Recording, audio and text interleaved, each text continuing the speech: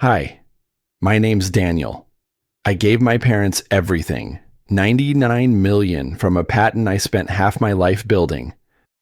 And I bought them a resort in Hawaii, just so they'd finally have peace. But on move-in day, my brother's wife looked me dead in the eye and said, "Mom and Dad chose us, not trash like you." And they didn't argue. They just nodded and shut the door. In that moment, I realized something that still makes my hands shake. What if love was never unconditional to begin with?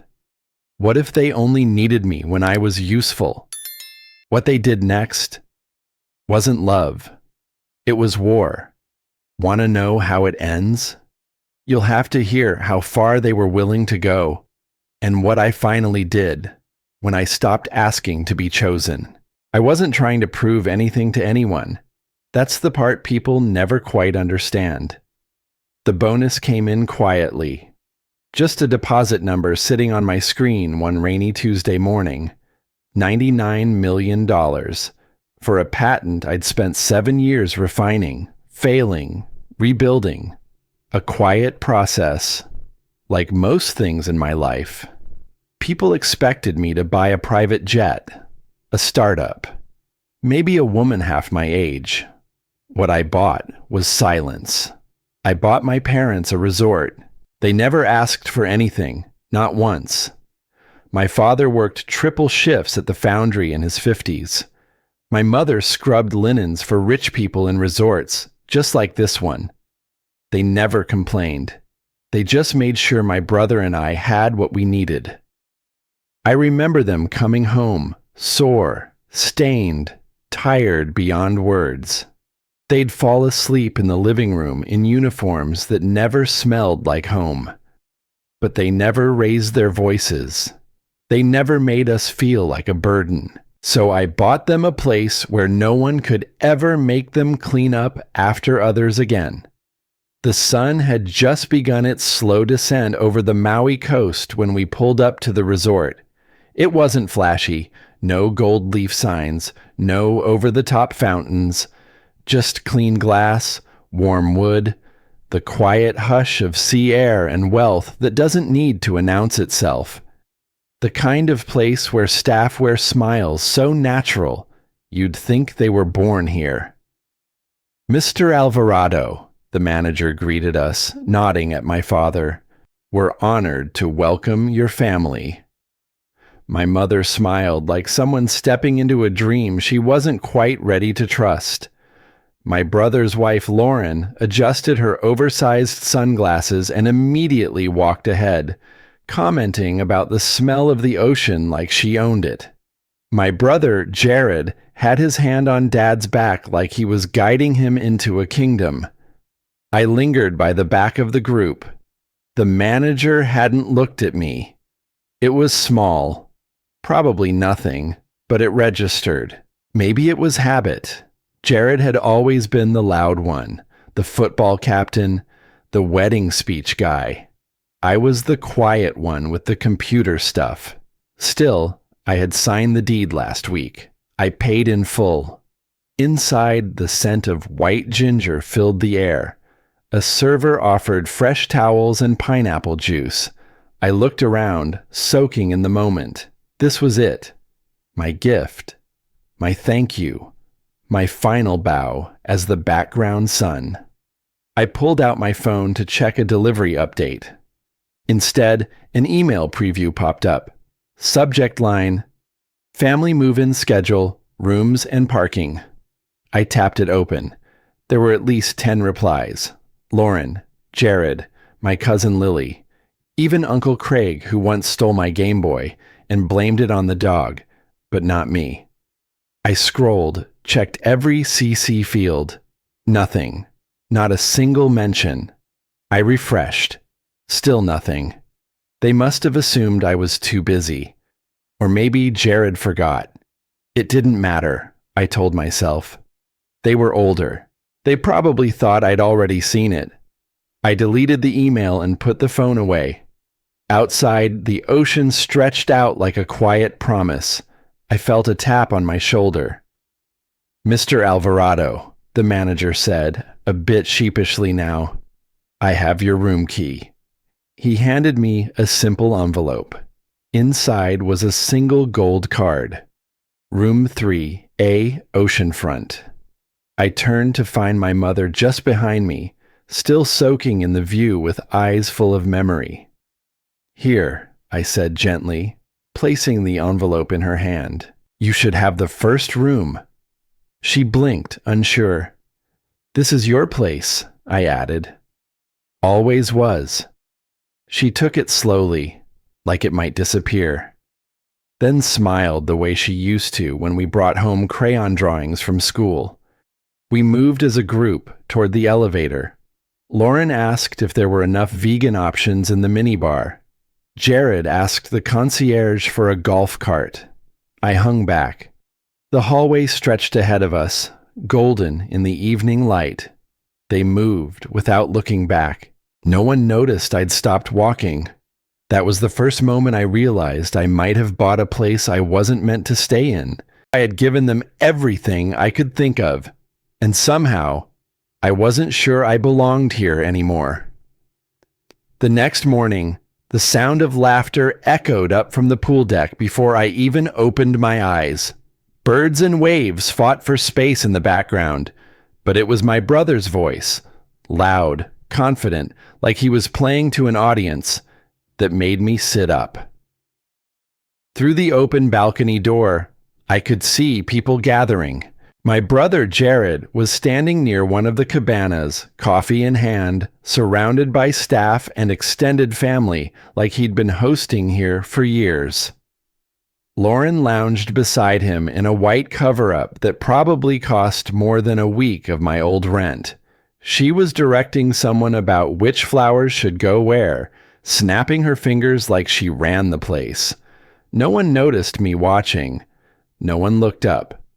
I got dressed slowly, not really in a hurry. I figured I'd walk down, grab a bite, maybe sit near the back and listen. I wasn't expecting an announcement or a toast, but I thought maybe someone would at least acknowledge me. Just a nod. By the time I reached the lobby, Jared was already mid-speech. A small crowd had gathered. Resort staff, a few cousins I hadn't seen in years, even mom and dad, standing off to the side, smiling. And we just feel incredibly lucky, Jared said, hand resting on Dad's shoulder like he was closing a deal, to have found a place where our whole family can come together. This resort, it's a dream for all of us. People clapped. Some gave little whistles. A manager I'd met just yesterday beamed at Jared like he was a celebrity. I opened my mouth, then closed it again. It was like standing in front of glass. Everyone visible, everything audible, but I couldn't get through. He kept going. We hope this becomes a second home for everyone here. Our family has been through a lot, and we've earned this. It's time we enjoy the fruits of that hard work. Someone next to me whispered, Jared's always been the golden boy. Another person added, his generosity is unmatched. He's building a legacy. I wanted to say something, anything, but I couldn't figure out how to do it without sounding like I was trying to steal attention. So I stayed where I was, hands in my pockets, smiling like I was just a proud sibling in the crowd. Lunch was set out by the patio, tropical fruit, local fish, fresh bread, and the family started settling around tables. I found a quiet spot near a palm tree, hoping maybe someone would wave me over. Instead, Jared waved over a server and asked for our usual table. He didn't have a usual table. We'd been here less than 24 hours, but no one corrected him. Not Mom.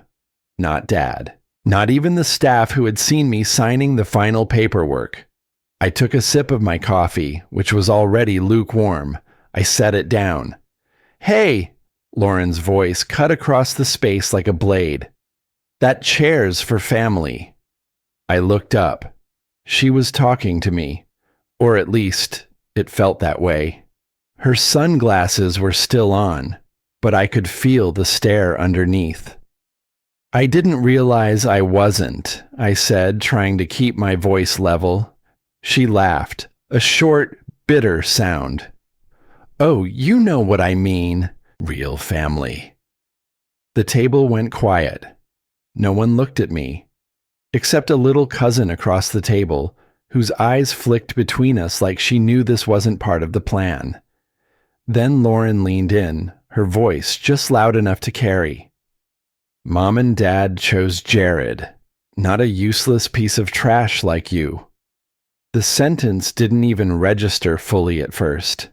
It just hung there, too sharp, too fast, like a slap you don't feel until seconds later when the sting spreads.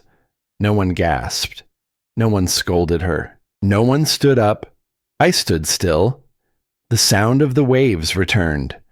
A breeze picked up one of the napkins and tossed it across the table like even it wanted to leave. I looked at my mother. She was staring at her plate. My father reached for his drink. They didn't defend me. They didn't even flinch. I wasn't angry, not yet. What I felt was empty, like someone had hollowed out my chest while I wasn't paying attention. I turned, walked away without a word, past the server holding a pitcher of water, past the table where my name had never been placed. I kept walking until the voices blurred back into the waves. That was the moment I realized the insult wasn't a mistake. It was permission. I didn't go far. Just down the path lined with orchids, past the small koi pond where the water barely moved. The heat of the day had settled into a humid weight that clung to my skin. I found a shaded bench and sat there for what felt like an hour, maybe more. Long enough for the sun to drop lower, casting that golden late afternoon light that makes everything look softer than it really is. Eventually, I saw them. My parents, walking slowly toward the villa the resort had set up for them. Jared and Lauren weren't with them. Just the two of them, side by side, like they always had been. Except now, I had no idea where I fit beside them. I stood up and followed at a distance. Not close enough to intrude, just close enough to try one last time. The villa door was still open when I reached it. I paused for a second on the stone step, wiping my palms on my shorts, suddenly unsure how to start. Inside, my mother was placing a framed photo on the entry table, one of the old family ones from when Jared and I were kids. Everyone smiling like it meant something. My dad was pouring iced tea into 2 glasses from the pitcher the staff must have brought earlier. They looked so at home, like this had always been theirs. I cleared my throat gently. My father turned first. "Hey," I said, not too loud, just enough. They both looked at me, neutral expressions. Not cold, not warm, just waiting.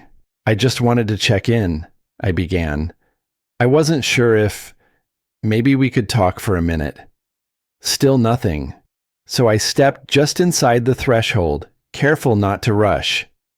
"I know lunch was messy," I continued, choosing my words. "And I didn't want to leave things like that. Maybe Lauren said something she shouldn't have. Maybe it caught everyone off guard, but..." I stopped. I didn't want to defend myself. I just wanted to understand. "I'm not angry," I added. "I just want to know if I've done something I missed, or maybe if I didn't do enough." My voice was steady, not shaky. I wasn't begging. I was trying to build a bridge with what I had left. Dad glanced at Mom. She didn't say a word. She just gave the smallest nod. That was it. Then Dad stepped forward, reached for the door handle, and slowly pulled it toward him. It wasn't slammed. It wasn't even abrupt. It was deliberate, final. The latch clicked, and I was outside again. I didn't move for a moment. I kept thinking maybe I'd hear the door open back up.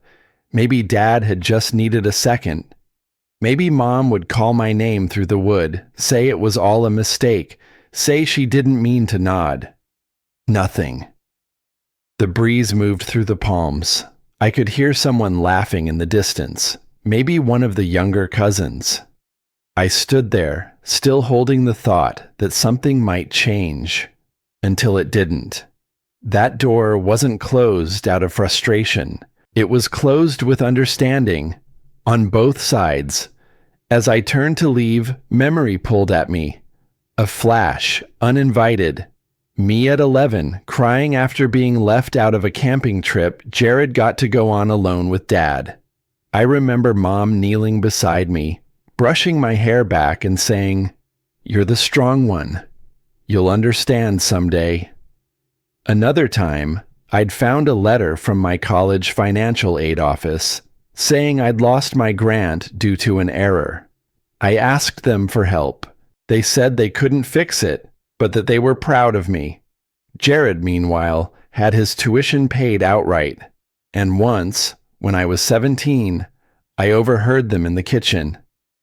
"We have to be fair," my father had said. "We are," Mom replied. "He's tougher. He'll be fine." I didn't know then what I was hearing. But now, standing outside their villa with nothing but that door between us, I understood everything I hadn't before. This wasn't about a resort, or money, or a misplaced email. This was a family decision, long in the making, executed quietly. I waited another minute, then another. No one came, no footsteps, no voices, just the creak of a nearby palm and the hum of something final settling in my chest. I didn't knock. I didn't text. I didn't tell anyone what had just happened. I just turned and walked away, softer this time. No anger, just air where something else used to be. That was the moment I understood. I wasn't being pushed out. I was being erased. I didn't glance back. The path curved gently toward the front of the resort, away from the villa, and with each step, I felt something settle inside me. Not peace, not quite. But the noise in my head, the disbelief, the ache, had quieted into something still and sharp. The kind of stillness that comes after a long night of being wide awake. Guests passed me, some with beach towels, others with drinks in hand. A couple laughed loudly near the main bar. A golf cart whirred by, carrying a bellhop and a stack of folded towels. Life inside the resort carried on, uninterrupted, just as it would tomorrow, just as it would whether I stayed or disappeared. I walked the long drive to the entrance instead of asking for a cart. The gravel crunched under my shoes. No one stopped me. No one called after me. Out front, I pulled my phone from my pocket and stood beneath the porte-cochere. I opened the rideshare app but changed my mind. Something about seeing the family name tied to the pickup felt too familiar, too exposed. I searched the local taxi service and made the call the old-fashioned way. When the dispatcher asked for the destination, I paused. "The Four Palms Hotel," I said finally. It was a quiet boutique place a few miles down the coast. I'd stayed there once during a solo trip a decade ago. It was clean, uncomplicated, anonymous. The dispatcher said 20 minutes. I put the phone away and waited by the stone bench near the valet stand.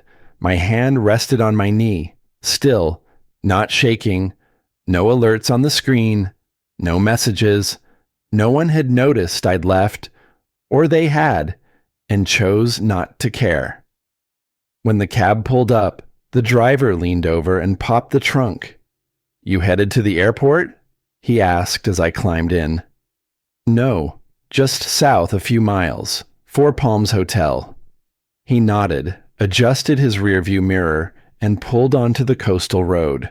We rode in near silence. He made a few attempts at small talk, asked if I was here for business or pleasure, but I kept my answers short and polite. I stared out the window as the resort faded into the background, swallowed by palm trees and the slow dip of the sun.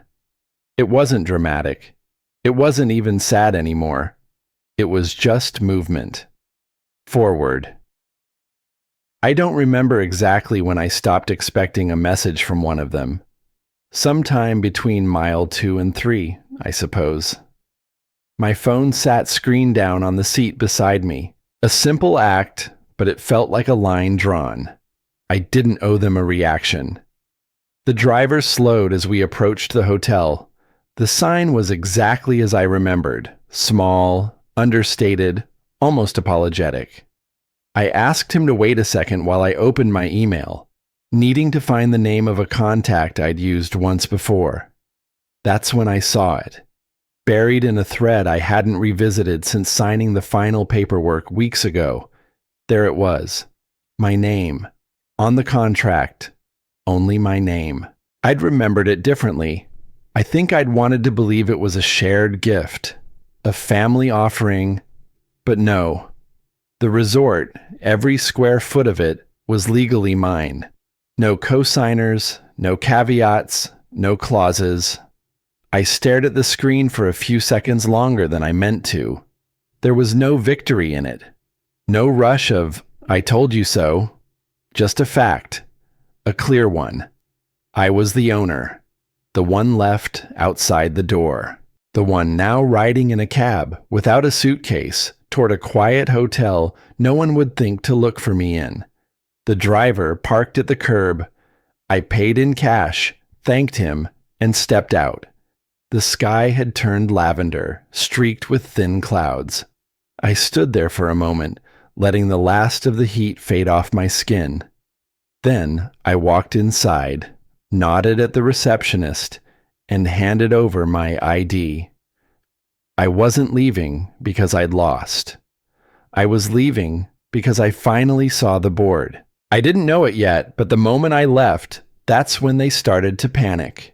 I stood in the quiet of the hotel room for a moment before sitting down.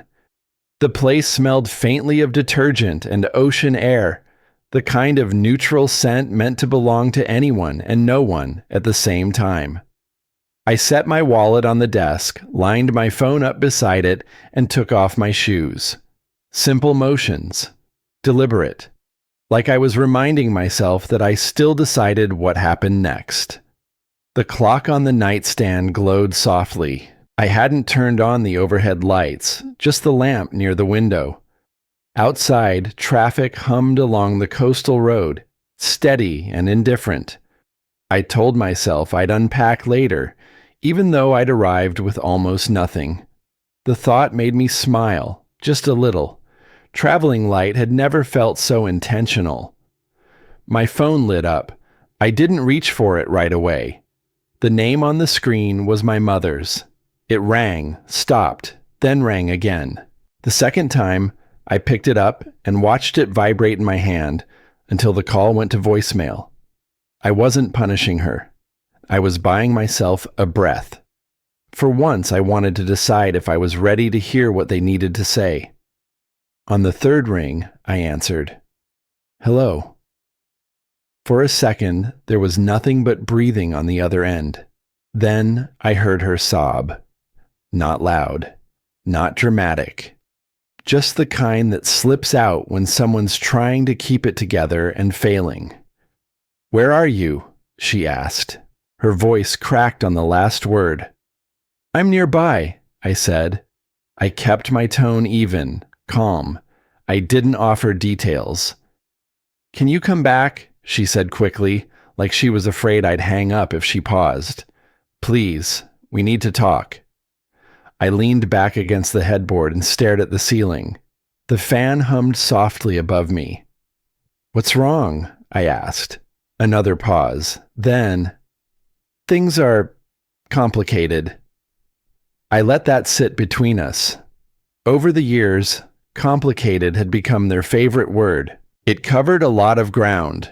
avoided specifics, smoothed over responsibility. She started explaining without quite explaining. The staff was confused. Someone had asked about signatures. There were questions about access, approvals, timing. She mentioned the front desk, then the management office. She said my brother was upset, that he felt blindsided. The word son never came up. The word hurt didn't either. I listened, saying little more than "I see" or "okay."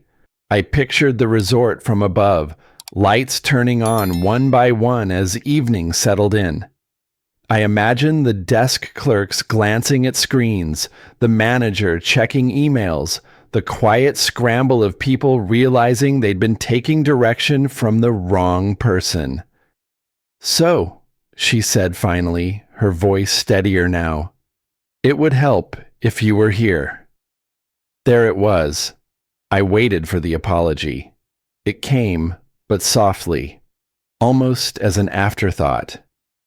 "We didn't mean it like that," she said. "You know how your brother can be. He doesn't always think before he speaks." I closed my eyes. She kept going. "Let's not make this bigger than it needs to be. Families say things. People get emotional.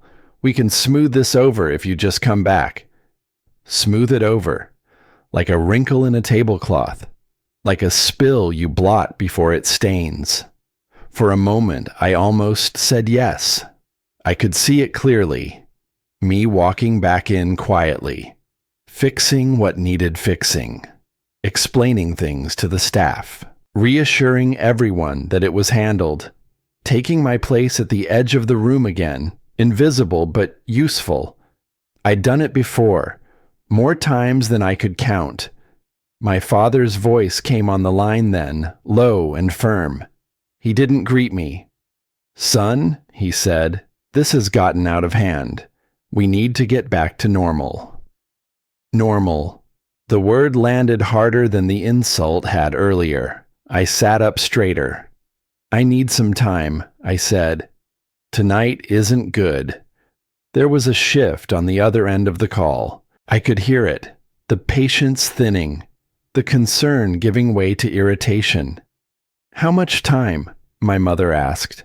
"I don't know yet." "That's not helpful," my father said. "People are waiting." I almost laughed. Instead, I kept my voice level. "I understand." The call ended soon after that. Not with a goodbye, not with a plan. Just a quiet disconnect, like the line had served its purpose. I set the phone down and let the silence return. They didn't miss me. They missed what I could fix. They were inviting me back as a solution. That sentence followed me into the night like a low hum I couldn't shut off. I lay on the hotel bed fully dressed, one arm over my eyes, listening to sounds from the hallway fade as other guests settled in. Somewhere down the corridor, a door closed softly. A television murmured. Life kept arranging itself around me while my mind replayed every word of that call. I didn't sleep much. When I did drift off, it was shallow, restless. I kept waking with the same thought pressing against my ribs. Was I being unreasonable? Was refusing to go back a way of protecting myself? Or was it just another quiet punishment I'd learned to hand out when things hurt too much? Near dawn, I gave up and sat at the small desk by the window. The sky was barely lightening, the ocean a flat gray beyond the rooftops. I poured myself a glass of water and drank it slowly, as if that alone might settle something inside me. My phone rang just after 7. This time, I answered. My mother's voice sounded different, calmer, controlled. The crying was gone. "We've been talking," she said. "Your father and I. We think we've found a way forward." I didn't respond. "You can come back," she continued. "We'll set up a room for you. One of the guest suites near the garden. It's quiet there." A guest suite. You won't need to worry about the day-to-day things, she added quickly. Your brother has already stepped in. We just want everyone under one roof again. I pictured it instantly. A neatly made bed that wasn't mine. A key card that opened doors but didn't grant authority. Me moving through hallways like a polite visitor, careful not to disrupt plans I hadn't been invited to make. They were offering me space, not place. I didn't argue. I thanked her for thinking it through. I said I needed to consider it.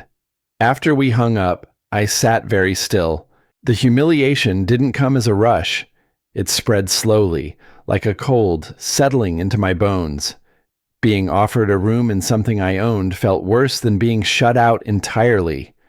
It was a smaller box, but a box all the same. As the morning wore on, pieces started lining up in my head. The emails I'd been left off. My brother's ease with the staff. The way he'd spoken as if decisions were already his to make. My parents' silence, practiced and synchronized. This hadn't unfolded by accident. It had been planned. Not with cruelty, maybe. Not with malice. But with an assumption so deep it no longer needed to be said out loud. I would understand. I always had. Late morning, I drove back toward the resort. Not to confront anyone. Just to see it clearly. Without hope clouding my judgment. I parked across the street and walked through the main entrance like any other guest. No one stopped me. In the common area, voices overlapped. A manager gestured toward a set of plans. My brother stood nearby, nodding, offering suggestions. Staff leaned in, attentive. Things were moving forward, smoothly, efficiently, without me. I realized then that my presence had never been the point. My silence was. Back in my car, I made the call. I won't be coming back, I said when my father answered. There was a pause, then surprise, then irritation, thinly veiled. You're overreacting, he said. This doesn't need to become a standoff. I'm not asking for anything, I replied. I'm setting a boundary. My mother tried next. Guilt, softly applied. Reminders of family, of everything they'd done for me. I listened. Then I repeated myself. When the call ended, something old and familiar loosened its grip on me. Grief was there, yes, but so was strength, quiet, steady. Even if I went back, the version of me they expected no longer existed. That's when they stopped asking and started pushing back. I didn't leave the hotel that morning. I didn't even step outside my room. I sat at the small table by the window, same as the night before, nursing a cup of coffee that had long gone cold. The call from my parents had ended hours ago, but something in the air had shifted since. The quiet didn't feel neutral anymore. It was charged, like the seconds before a storm breaks. At first, I noticed it in the smallest ways. A ping from a message thread I wasn't part of anymore. A missed call from an aunt I hadn't spoken to in years. Then a voicemail, not from her, but from her husband. Short, careful. Hey, just wanted to check in. I heard some things. Hope everything's okay. That was the first hit. I didn't respond. I sat with it. By noon, it escalated. I got a call from someone on staff, someone I'd spoken to several times during the early stages of the property transfer. His tone was oddly formal. Just wanted to confirm a few points for the internal filing, he said. There's been some back and forth. Your brothers clarified a few things this morning with legal. Sounds like there may have been some miscommunication about who's doing what. Miscommunication. I thanked him, told him I'd review the documents on my end. Hung up. Within 20 minutes, a family friend texted. Then another. A third messaged on social media. Hey, I'm not getting in the middle, but you okay? What's happening over there? Your brother says you left because you didn't like the setup? I always thought you were the one keeping things calm. Guess that wasn't true. It was a campaign, quiet but deliberate. The framing was precise. I was emotional, impulsive, hard to work with. He's upset about money, I imagined them saying. He wanted more control, more credit. You know how he is. I sat on the edge of the bed, phone in hand, breathing through the tightness building in my chest. This wasn't about a single decision anymore. It was my reputation they were reshaping, carefully, piece by piece. And the worst part? The narrative would sound believable. I'd always been the quiet one, the thinker, the fixer who stayed in the background. If I finally drew a line, it would look like a tantrum to people who never saw me bleed in silence all those years. Calls I made that afternoon went unanswered. A few rang out. One was declined before the second ring. I left a couple messages, nothing dramatic, just requests to connect, clear up confusion. No one called back. By late afternoon, I stopped trying. If I defended myself now, I'd look like I was unraveling. If I stayed quiet, their version would harden into truth. I felt like a ghost watching my own reflection be replaced in real time. But then, something shifted. Just past 5, I got an email, not from family, not from someone trying to soothe me or guilt me back. It came from a senior liaison who'd handled part of the resort's acquisition. We'd only spoken twice during the legal transfer months ago. Subject line, clarification request. His message was brief, professional. He attached the original contract, a timeline of correspondence. He noted, plainly, that all directives from day one had placed ownership, responsibility, and oversight under my name, not jointly, solely. And then he ended with something unexpected. I wanted to check in before responding to internal questions, he wrote. If you'd like me to forward the original directives to the team, I'm happy to support clarity. Support clarity, not drama, not sides, clarity. I exhaled for the first time all day. 10 minutes later, another message, this time from a senior staff member at the resort, someone I'd barely spoken to. She referred to me as Mr. Halden in the subject line, but what she wrote next stopped me cold. I just wanted to say I remember the first walkthrough you did with us. You asked smart questions, treated us like real partners. That's rare. She wasn't trying to console me. She wasn't trying to fix anything. She saw me. In that moment, something settled. I didn't need the entire family to come around. I didn't need to shout or argue or stage a counterattack.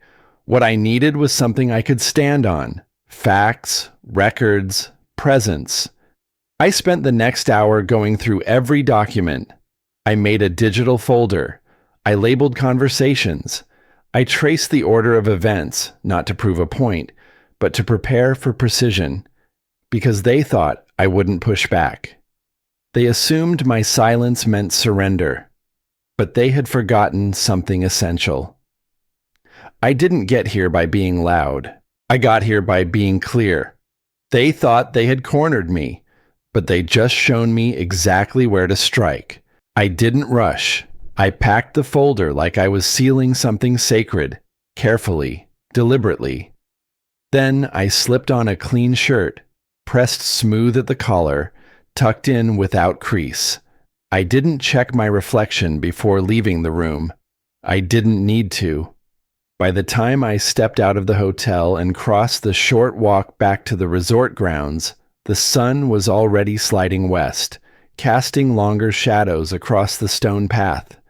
The air was still warm, but the heat had lost its bite. Everything felt quieter, like the island was holding its breath. I entered through the side of the main building. No one at the desk stopped me. No one even looked up. I knew where the meeting was. Of course I did. It had been my idea in the first place, back before they tried to erase me from it.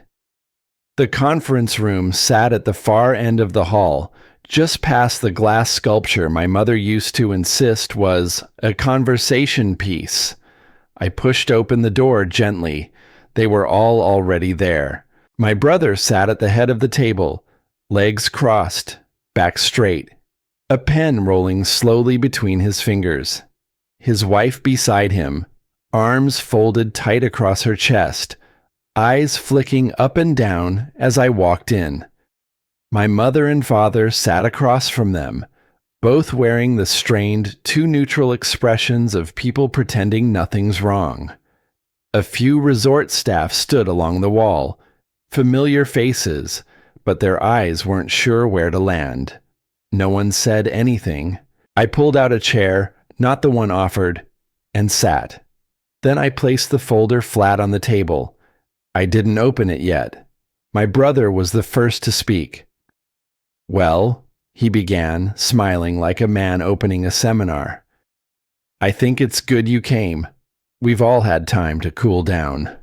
He glanced at the others for affirmation, then continued, "Look, emotions have run high.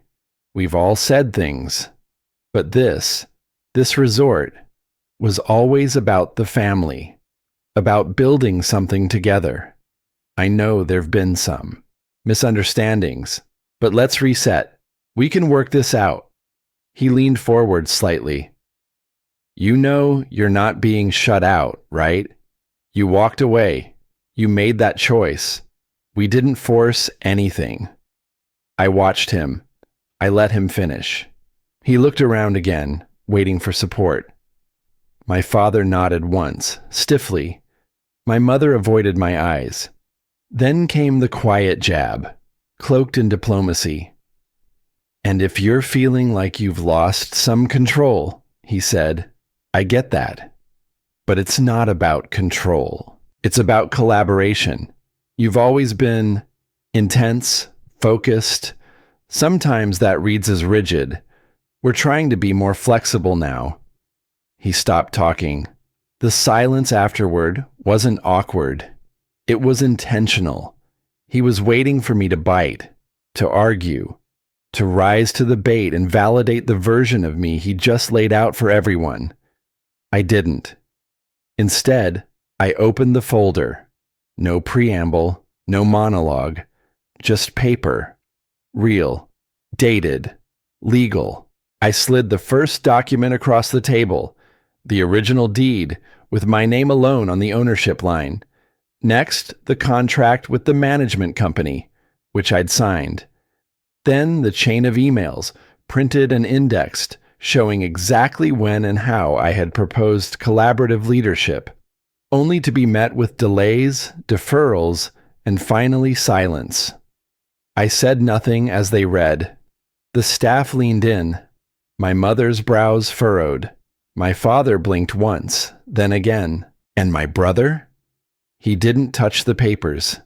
He just watched me. The room began to shift. Subtle, but undeniable.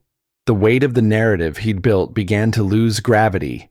Faces turned toward me instead of him, not out of sympathy, but because something solid had just landed on the table, and it wasn't going anywhere. Finally, I spoke. My voice was low, calm. "I'm not here to argue. I'm not here to revisit old fights. I'm here because I own this place, not as a crown, not as leverage, but as fact." I turned to the resort manager who stood quietly near the door.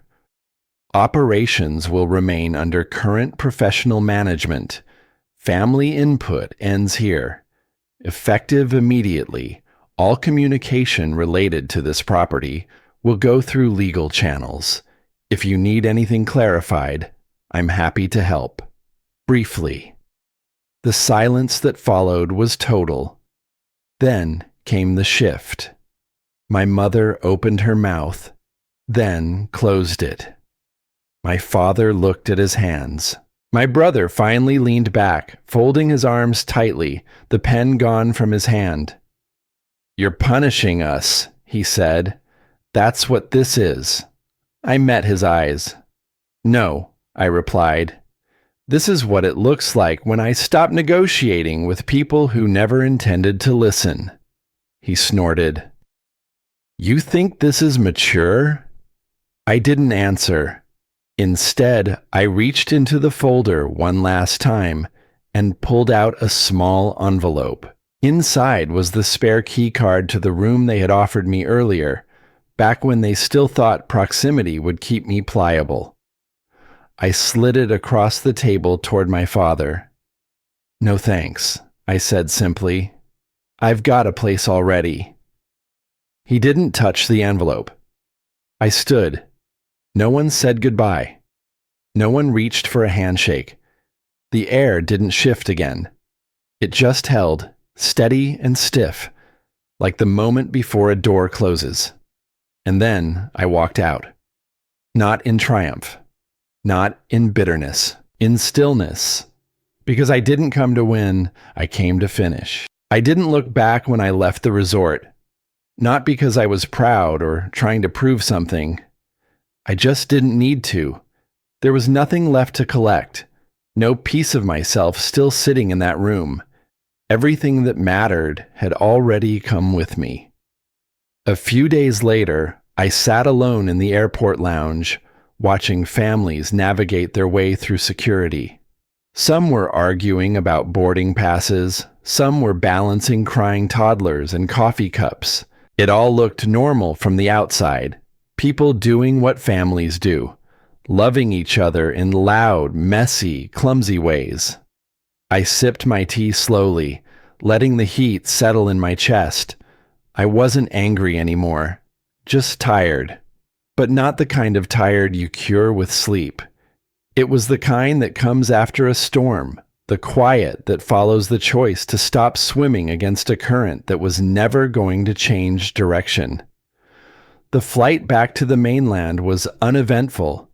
I didn't speak much, didn't work, just let the hours pass while my mind drifted between stillness and scattered thoughts. When I got home, the silence didn't feel heavy. It felt earned. The messages from the resort were minimal. The management company confirmed the transition was finalized.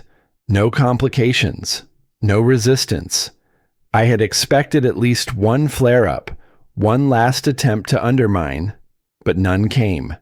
It was as if everyone understood something had shifted, and this time, it wasn't shifting back. There were no more calls from my parents, no more half apologies, no more "can you just" requests, just quiet.